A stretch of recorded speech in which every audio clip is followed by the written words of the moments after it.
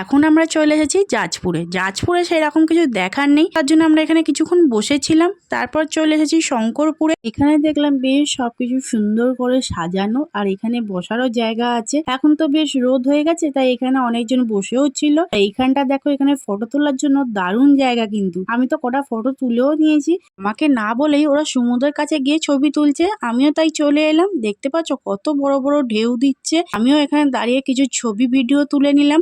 আমার এই ভিডিওটি কেমন হয়েছে তা কিন্তু কমেন্টে জানিও, ভালো লাগলে লাইক করো। দীঘার আরো মিনি ব্লগ দেখার জন্য আমার চ্যানেলটিকে কিন্তু সাবস্ক্রাইব করো। আজকের মতন টাটা, বাই বাই।